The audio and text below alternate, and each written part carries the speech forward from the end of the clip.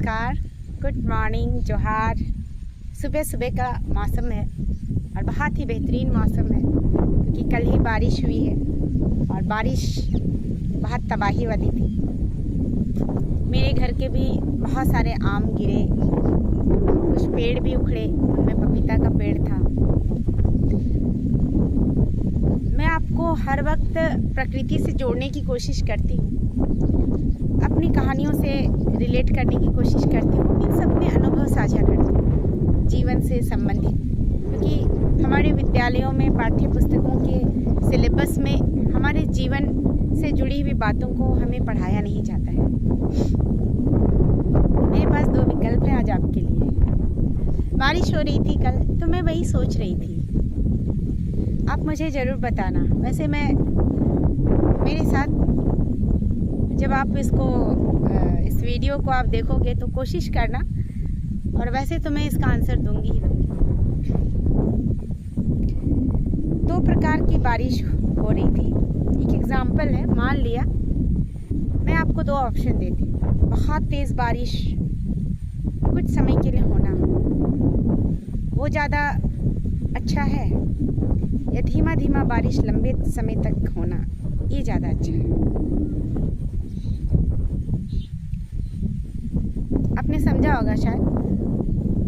एक बारिश हो रही है जो काफ़ी धीमी गति से हो रही है, मतलब इक्वल क्वांटिटी में बारिश हो रही है, धीरे धीरे धीरे धीरे, लेकिन वो बारिश लंबे समय तक चल रही है।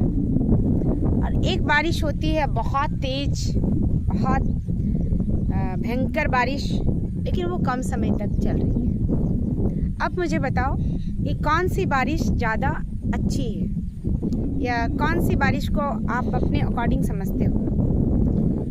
ये एक तरीके का बिहेवियर का टेस्ट है। आप मुझे कमेंट कर सकते हो। और जब भी मैं ये सवाल बहुतों से पूछती हूँ तो लोग तालमेल नहीं कर पाते हैं, उनके पास आंसर नहीं होता है बहुतों के पास, जबकि मैं बता रही हूँ कि ये लाइफ से रिलेटेड, आप इसको लाइफ से रिलेट करके आप आंसर कर सकते हैं।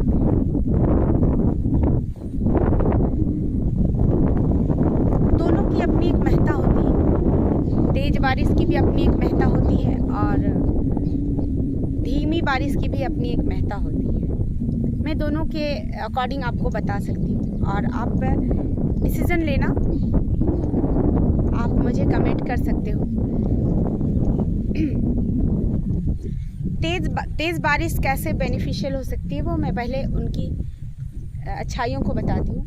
बहुत तेज़ बारिश होती है ना, तो वो कितने भी आसपास में गंदगी हो या कूड़ा करकट हो या कुछ इस तरीके का बहुत रिक्वायरमेंट है, बहुत ज़्यादा पानी की जहाँ ज़रूरत है, और तेज़ बहाव से वो उन गंदगी को बहा के ले जाती है। और अगर तेज़ बारिश होती है तो जो काम हम थोड़े पानी से हमको हो सकता था, वो तेज़ बारिश से वो बहुत जल्द हम उसे निपटा सकते हैं। तेज़ बारिश के पानी को अगर हम लोग संचय कर पाएँ, जैसे रेन वाटर हार्वेस्टिंग होता है, तो वो हम उसको काफ़ी अच्छा, उसका यूज़ हम लोग बाद में कर सकते हैं। लेकिन तेज़ बारिश के नुकसान भी हैं। वो तबाही लाती है, बाढ़ और त्रासदी लाती है ना, सुनामी और बहुत तरीके का ऐसा प्राकृतिक आपदाओं को बढ़ावा देती है। एक तरह से तेज़ बारिश आप समझ सकते हैं कि बहुत तेज़ से बारिश हुई और बह गई पानी, तो वो पानी ज़मीन के अंदर हमारे ग्राउंड वाटर लेवल तक नहीं पहुंच पाती है, तो पेड़ों के जड़ों तक भी वो सही से पहुंच नहीं पाती है, वो सरफेस पे ही रहती है। और जो बारिश धीमे धीमे धीरे धीरे आती है, वो एक्चुअली एग्रीकल्चर के लिए या प्रकृति के लिए, पेड़ पौधों के लिए काफ़ी बेनिफिशियल होती है। वो धीमे बरसती है लेकिन लंबे समय तक बरसती है, तो जितनी रिक्वायरमेंट होती है पानी की, वो रिक्वायरमेंट फुलफिल हो जाती है। यहाँ पे मैं एक्चुअली जीवन से रिलेटेड और पढ़ाई और विद्यार्थी विद्यार्थियों के लिए स्पेशली मैं ये बात रखना चाह रही थी, और ये दोनों एग्जाम्पल उनके लाइफ को कैसे अफेक्ट कर सकता है। बहुत से विद्यार्थी क्या करते हैं, वो जोश में आ जाते हैं। एक दिन हमारे जैसे कोई व्यक्ति उन्हें मिल जाते हैं, मोटिवेट करते हैं, उनके अंदर वो गिल्ट को वो बड़ा करते हैं, तो उन्हें लगता है कि मैं क्या करूँ।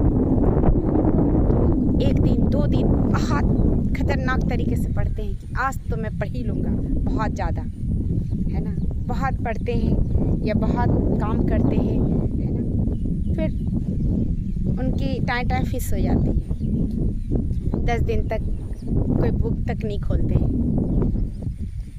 कुछ विद्यार्थी ऐसे होते हैं, वो धीरे से शुरुआत करते हैं। कुछ स्ट्रगलर होते हैं जो धीरे से शुरुआत करते हैं, वो अपने आप के नेचर के अकॉर्डिंग अपनी क्षमता को बढ़ाते हैं, धीरे धीरे धीरे धीरे धीरे वो लॉन्ग लास्टिंग होती है।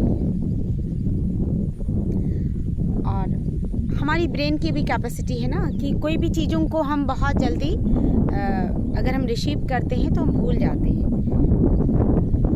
तो पढ़ाई भी उसी धीमी धीमी बारिश की जैसी होनी चाहिए, है ना। एक दिन हम कितना भी पढ़ेंगे, एक दिन हम कितना भी खाना खाएंगे, फिर हमें कल को रिक्वायरमेंट होगी ही होगी। वैसे ही आज हम सिलेबस को कंप्लीट किए, फिर हम कल रिवीज़न करेंगे, फिर हम परसों रिवीज़न करेंगे। ऐसे हमारे अंदर हैबिट डेवलप होगी, और जब हैबिट डेवलप होगी तो हम चीज़ों को मेमोराइज यूँ ही कर लेंगे। मैं बहुत स्ट्रगल कर रही थी, बहुत बीमारी में थी, बहुत सिचुएशन, मेरे ख्याल से फिज़िकल प्रॉब्लम तो खैर बहुत बड़ी प्रॉब्लम होती है, लेकिन मुझे लगता है मेंटल प्रॉब्लम उससे भी कई गुना बड़ी होती है। क्योंकि ये मेरे विचार है, निजी विचार है, क्योंकि मैंने वो सफ़र किया है, इसलिए क्योंकि ईश्वर ने मुझे फिज़िकली भी टॉर्चर किया है और मेंटली भी टॉर्चर किया है। तो मैं जहाँ तक खुद को रिलेट कर पाती हूँ कि जब मैं मेंटल और फिज़िकल दोनों स्ट्रगल कर रही थी, तो फिज़िकल जो होता है दर्द या जो भी तकलीफ़ होती है वो तो खैर बहुत बड़ी होती है, लेकिन जब मेंटली होती है ना और आप बीच में होते हो, तो दोनों में बैलेंस करना बहुत डिफ़िकल्ट होता है। क्योंकि हम चाह के भी अपनी हेल्प नहीं कर पाते हैं जब हम मेंटली डिस्टर्ब होते हैं या मेंटली किसी भी डिजीज़ से हम प्रभावित होते हैं। तो मैं बहुत ज़्यादा आपको बस ये समझाना चाह रही हूँ कि ज़िंदगी में धैर्य कितना ज़रूरी है, क्योंकि धीमी बारिश धैर्य चाहता है, धीमी पढ़ाई, धीमी स्ट्रगल, धीमा मेहनत वो धैर्य चाहता है। और जब आपके पास धैर्य होगा, पेशेंस होगा, तो आप अपनी क्षमता को धीरे धीरे बढ़ा सकते हैं। आपने ये सुना होगा ना कि बहुत सारे माउंटेनिंग करते हैं, उन्हें एक ही बार में ठंडी जगहों पर नहीं पहुंचा दिया जाता है, उन्हें उस वातावरण में तालमेल करने दिया जाता है, तब जाके वो धीरे धीरे उस वातावरण में जब वो पूरी तरह से ढल जाते हैं, तब वो धीरे धीरे जहाँ उनकी लक्ष्य है वहाँ अचीव करते हैं। तो आज का मेरा विचार यही है, जैसे कछुआ और खरगोश में हम कल तक हमें यही सुनाया जाता था कि कछुआ बनो, कछुआ बनो। नहीं, सिचुएशन के अकॉर्डिंग आपको कब कछुआ बनना है, कब खरगोश बनना है, ये दोनों में आपको बैलेंस करने आना चाहिए। मेरा ये कहने का मतलब है, तेज़ बारिश और कम बारिश, तेज़ एफर्ट और कम एफर्ट, ये कब आपको लगाना है ये आपको खुद समझना होगा। एग्ज़ाम के टाइम आप धीमी बारिश को फॉलो करोगे तो आप कभी भी वो चीज़ अचीव नहीं कर पाओगे, क्योंकि 1 नाइट हमें सारा चीज़ रिविज़न करना पड़ता है। तब हमें वहाँ पे खरगोश बनने की ज़रूरत है, और जहाँ पे हमें धीमा चाहिए, हमारे पास पेशेंस है, हमारे पास समय है, तो हम अपने अकॉर्डिंग इस तरीके की चीज़ों को प्रैक्टिस कर सकते हैं। तो मेरा कहना है कि बैलेंस बहुत ज़रूरी है। यदि आपको बैलेंस करने आती है, यदि आप में मैनेजमेंट स्किल है, तो मैं कहती हूँ जीवन में आप आज जिस भी मुकाम पर होगी, एक दिन आप अपने उस मुकाम को ज़रूर हासिल करोगे जहाँ लोग आपको फॉलो करेंगे। आरजे कार्तिक कहते हैं ना, कुछ कर ऐसा कि ज़माना बनना चाहे तुम्हारे जैसा। तो अपनी एग्जाम्पल खुद सेट करो। सही कहते हैं लोग, किसी से किसी को तुलना नहीं करनी चाहिए, क्योंकि ईश्वर ने एक एक कृति को बहुत मेहनत से बनाई है। मुझे बनाने में उन्होंने जितनी एफर्ट लगाई, आपको बनाने में क्या उतनी ही एफर्ट लगाई होगी, ऐसा नहीं है। उन्होंने हर एक रचना को, क्योंकि एक मूर्तिकार जो है ना वो सोचता है कि मेरी ये रचना सबसे बेस्ट रचना, तो मैं ईश्वर की सबसे बेस्ट कृति हूँ, आप ईश्वर की सबसे बेस्ट कृति हो। तो इन्हीं प्रेरणादायक शब्दों के साथ, विचारों के साथ मैं फिर मिलूँगी आपसे। मुझे सुनने के लिए धन्यवाद।